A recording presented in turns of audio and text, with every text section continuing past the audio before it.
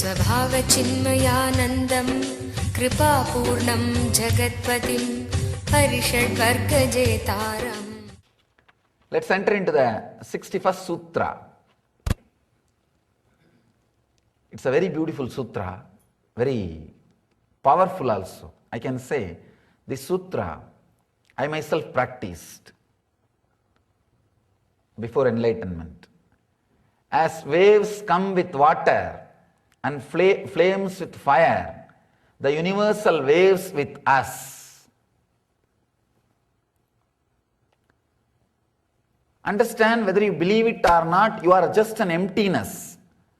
That is why constantly you want to define yourself. You do not want to go to a place where already people do not know about you, where you are not given a right introduction, where you are not going to have the right platform. Constantly you want you to be defined. That is the reason the visiting card carrying started. Constantly you want to be defined because actually you are emptiness. Just look inside and visualize you are emptiness. You are emptiness. Because anything crosses your inner space does not stay inside. You are just an expression of a small wave in the cosmic ocean.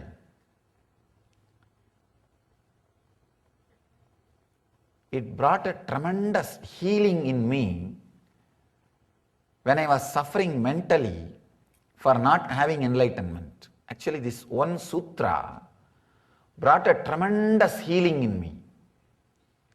You see, just like a flame comes out of the fire, just like the wave comes out of the water, because you think wave looks like something separate from the water. Otherwise, when it rises, when it is in the peak or when it falls, at all three moments, it is directly connected to ocean. It is ocean. It is the cosmos. Whether it is starting or going up or falling down, it is nothing but ocean. At no point you can say wave is away from ocean. Whether you are starting your spiritual practice, or you are at the peak of the spiritual practice, or you became enlightened, you are enlightened, you are cosmos. You may be thinking, no, I have too much of disturbance, too many things. Shiva says beautifully, as waves come with water and flames with fire, the universal waves with us. This understanding can bring a tremendous inner healing in you. It can just bring you tremendous inner healing. You are just a wave, even if you are fighting with the ocean. You are just a wave, even if you want to separate from the ocean. You are just a wave, even if you are not agreeing that you are a wave. Whether you are rising or in the peak or falling, you are connected to ocean. Shiva says, remember this.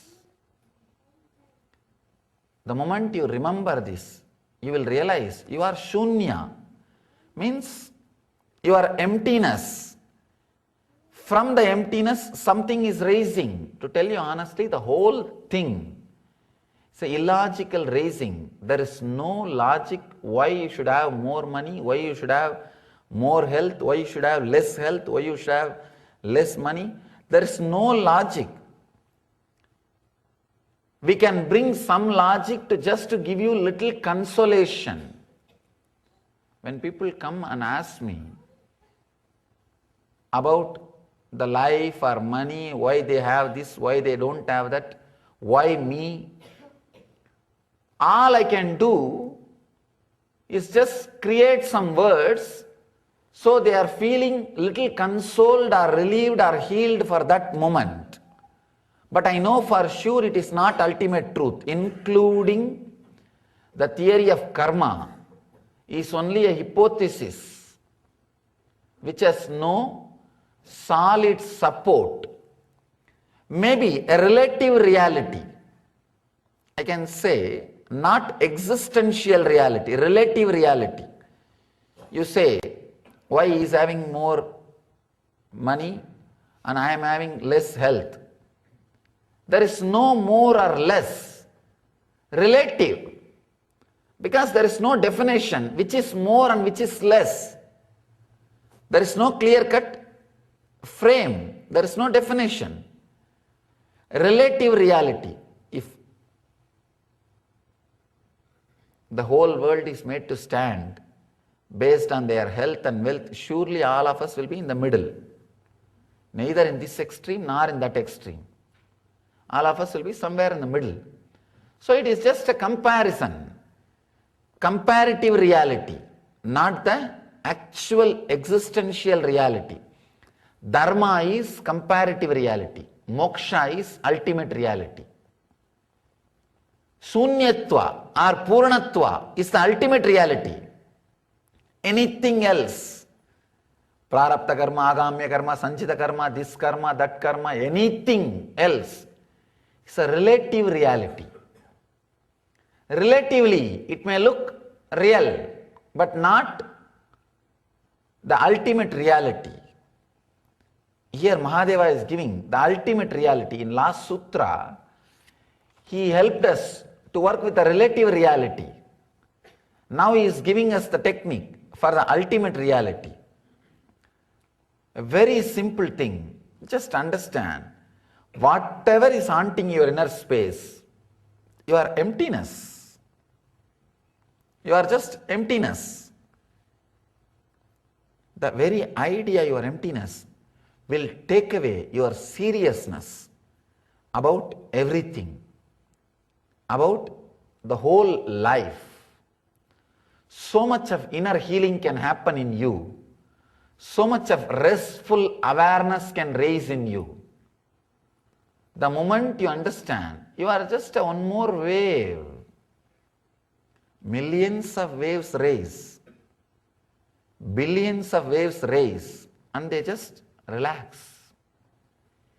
If the wave starts thinking, no, I should go to an enlightened wave and get enlightened.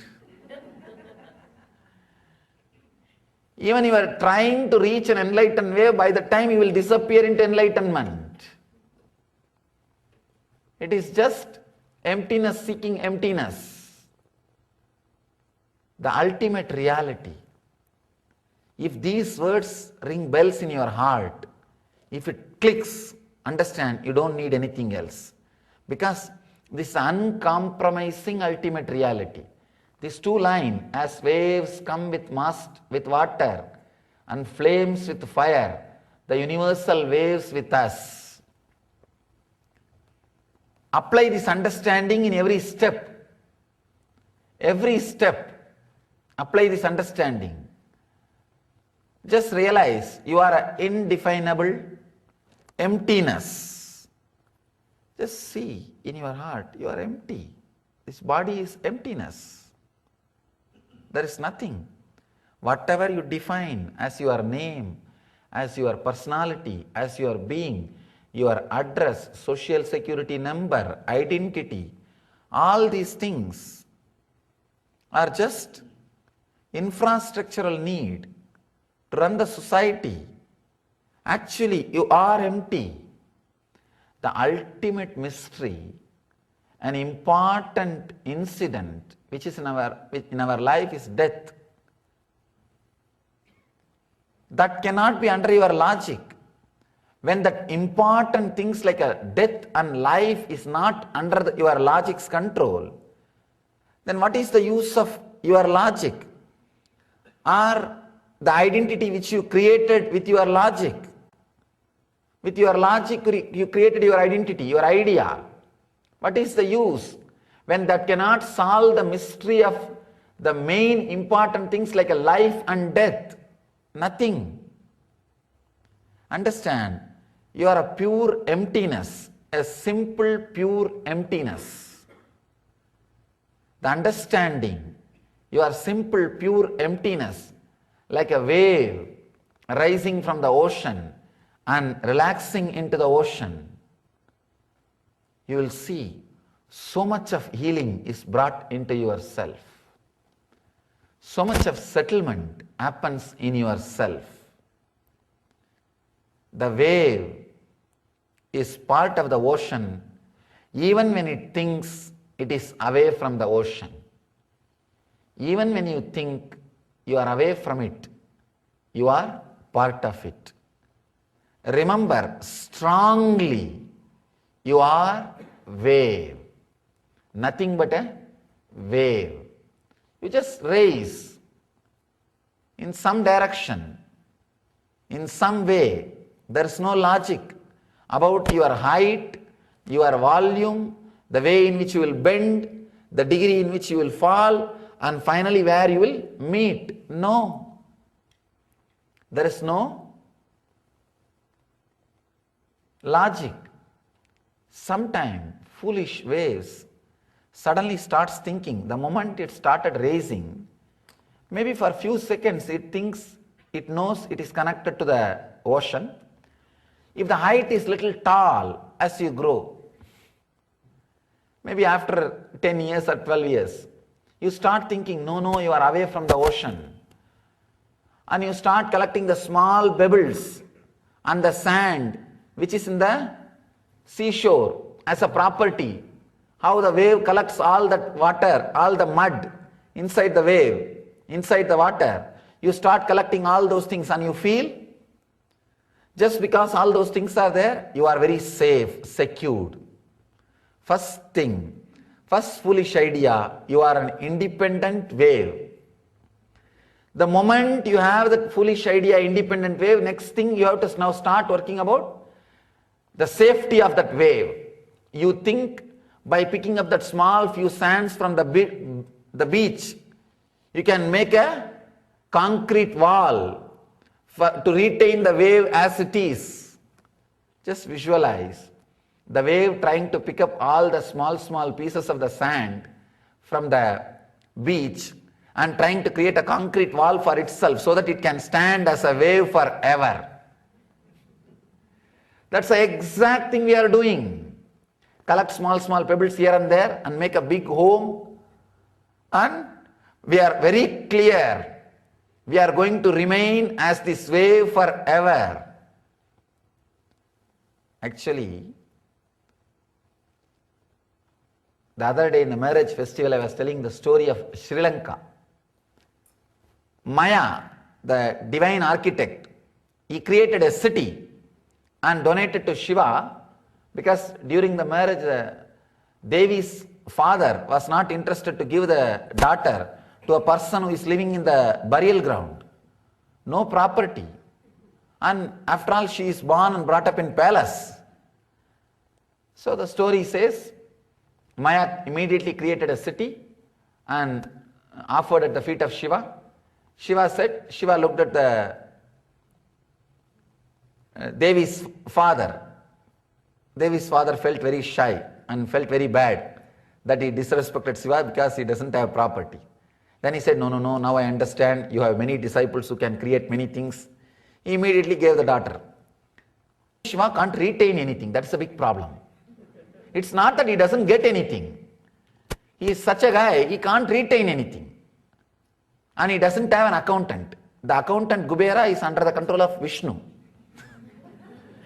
Vishnu can retain because he has a proper accountant, everything is properly accounted. Around Shiva there is no accountant, only few bhutas. All they do is eat and jump, nothing else. Daytime means eating, nighttime means jumping. They do not have any clear accounts. They do not have any clear procedure. There is no organization set up around Shiva. So naturally what to do? That guy cannot accumulate wealth or property around him. So when the disciples or all the devotees came and started taking blessings after the marriage, everybody came and touched the feet and took the blessings. Shiva asked, what you want, and started distributing. Usually people bring gifts during marriage, but for Shiva's marriage, he started giving gifts. And Ravana came and touched the feet. Ravana is a great devotee. He is a singer for Shiva. He used to play beautifully on Veena and chant for Shiva. So Shiva asked, what do you want? This guy said, I want this city. It looks so beautiful. Shiva said, all right, take it. He gave the city. That city is the Sri Lanka. Sri Lanka is the whole thing, is that city. He took it. After that, Vyasa comes and Vyasa asks something. Shiva blesses him also. When actually what Vyasa asked, he asked for a small hut. And according to the tradition, Vyasa's life is 100 times more than any other human beings, like a Ravana or human beings or Rakshasa or anything. Vyasa comes out and Ravana asks, what is this? You asked for a small hut. You could have asked for something big. Vyasa says very beautifully, after all I am going to stay a few years here. Why unnecessarily waste time in building house and city and all these things? Vyasa's life is supposed to be 10 times more than Ravana's. Understand, Vyasa's life is 10 times more than Ravana's. But he says, after all I am going to be here only few years. Why waste time in building house and city and all those things and wasting time? Let me enjoy. Understand? Because Vyasa knows he is a wave.